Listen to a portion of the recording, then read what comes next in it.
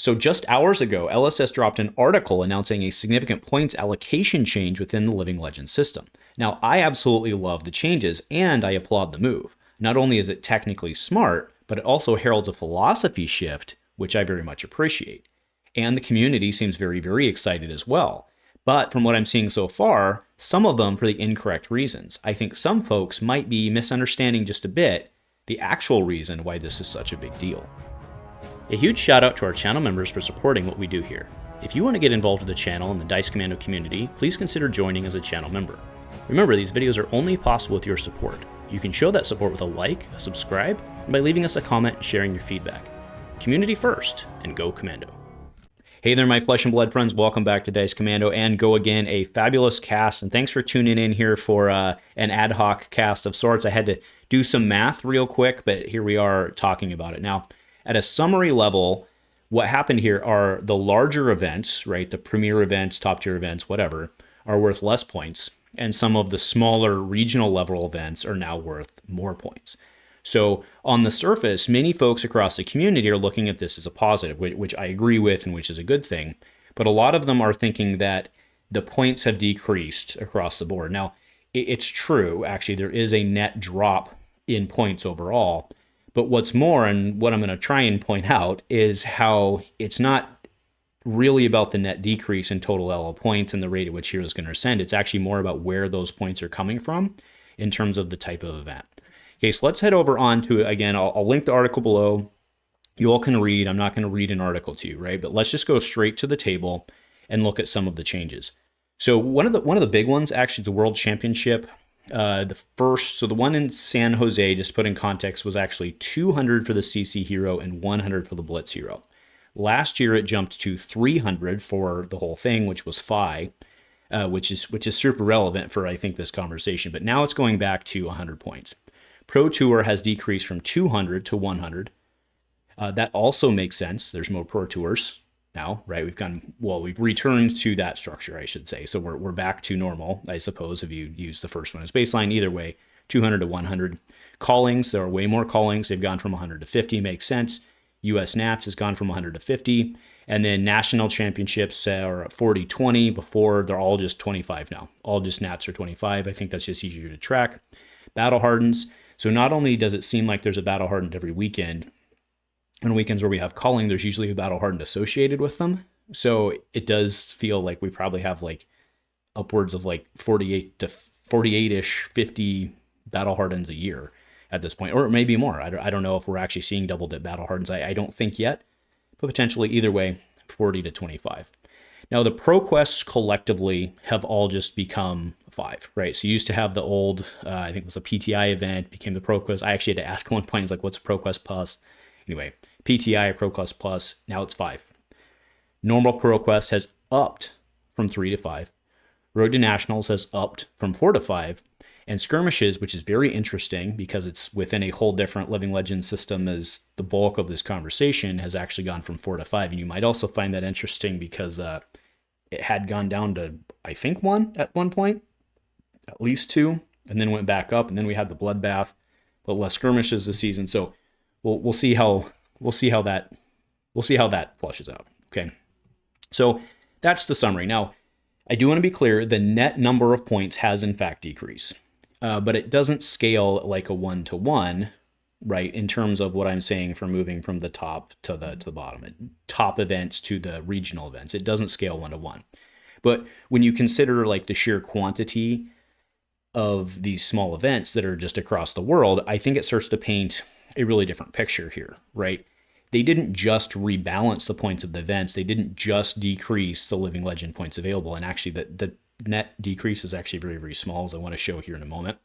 But it also reweighted them, the points I mean, to favor more local and regional metas, which I personally think is not only a good idea, but I actually really appreciate it.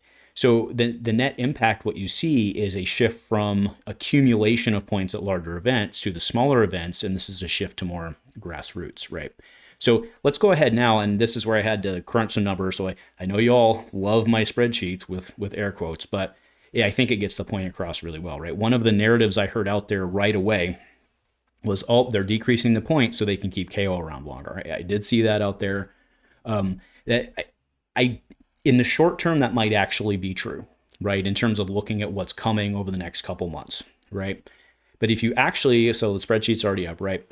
Let's go ahead and put this in perspective. Under the old, so in heavy hitter season, Kayo accumulated 557 points under the system that was the old system, the previous system. 557 points, that's what he accumulated.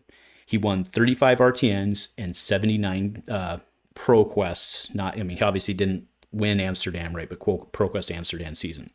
Yuki then won a Calling. And then David Jose Iglesias Lopez took down Battlehardened Valencia. And Andrew Apermanis took down Richmond. So that adds up to your 557 with the old point system. But now I want to draw your eyes over to the old sum, new sum column there on the right. What you actually see is that Kayo would have actually accumulated more points under the old system, right? Or under the new system, right? If we were to go back and apply the new points to the heavy hitter season, Kayo would actually be sitting at 670, right? So I think this example is really, really strong to show right? I don't think this was just simply a move to reduce Kayo. I do understand the argument of what's between now and, Pro Tour, in this case, is mostly large events. I get that. So there is a net decrease for that potentially. But again, I think it's very clear here that the system rebalance I don't believe that the system rebalance was done to solve one particular potential problem, right? So again, the reason I like this is I believe it gives a better representation of what the average player sees, right? So what I really want you to think about is, there are a number of players who seem to be at every calling, right? And you have this kind of top meta thing that has evolved at the very high competitive level that has been that meta itself has been accumulating the points. But that meta, we've talked about this time and time before, right? The top meta is not what people at your armory levels or even your regional levels see. And we saw this a lot during ProQuest, how, again, look at Kayo, right? Kayo did very, very, very well during ProQuest season, but he only took down 3 majors through the whole season, despite all the other points he accumulated, right? And that's why Kayo explodes more, is Kayo was winning the lower level events at a larger rate, right? It's not just that he was winning the same percentage. He was winning more of the lower level events and less of the top level events, because the competitive level does not represent what the bulk of the world sees.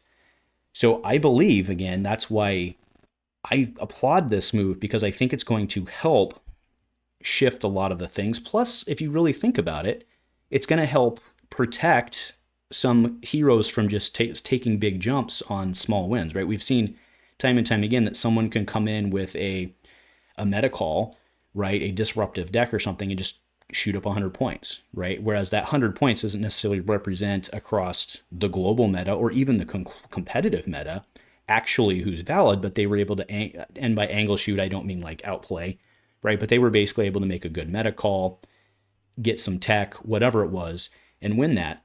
And, the FaB example is a good one. I already called that out, right? FaB has, I think it's 780 points-ish, 300 of which were from Worlds, right? So roughly 40% of his points were from one big event.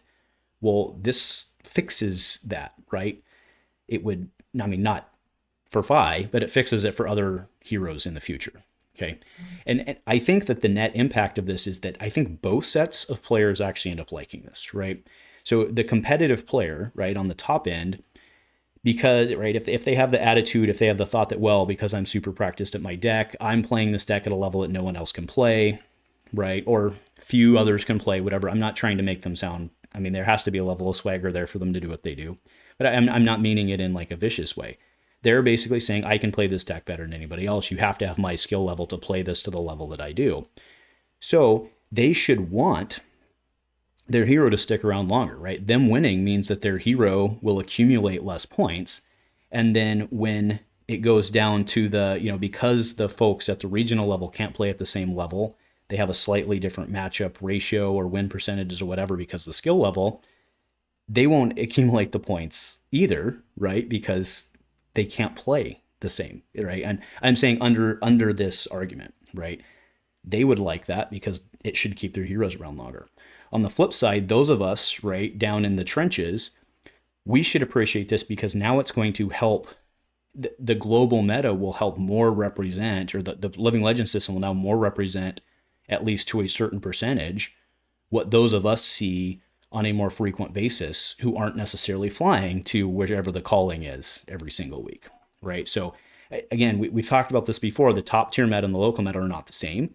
And because the top tier meta is quote unquote healthy and all of the points are being driven to that under the old system, decisions have to be made about that, but it doesn't necessarily help or fix or could even make things worse for folks who are playing at the armory level or at the regional level, right? So I believe that this shift will more accurately help reflect that. And again, I'll bring up the Kayo case again.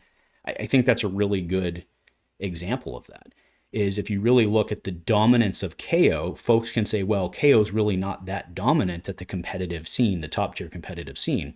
He's doing top 8s and stuff like that, but he's not actually getting the points at the top level. But if you go to the bottom, oh man, look what he's doing to your regionals, right? To say locals isn't completely fair because locals kind of implies armory and stuff like that. But at your regional level, Kayo's really, really doing well, right? So this will help balance that going forward. So basically the conclusion here, right, is the de-weighting here, or not de-weighting, the de-weighting from the top, okay, the reallocating towards the normies, right, the regional events, I think is actually really going to help in terms of balance, right? We looked at the FaB example, the Kayo example. There's other examples out there as well of heroes who would be doing significantly better, and by better, I mean have less points or more points based on this if we could retroactively do this. Not saying we should do that, not at all. This new system we have, but I think this is really great for the future because of that point, right? So again, I'm excited as well that, there's, again, to back up, taking points off the table, rebalancing the total number of points, completely the right thing to do, not dismissing that at all. I'm not ignoring that happened. That is a correct thing, and based on the increase in events is something that needed done. So awesome. But I think the real win here is that reallocation. So anyway, let me know what you think below. Love to hear your thoughts. Nothing else, folks. Thanks for tuning in. Hope you like the spreadsheet, and go Commando.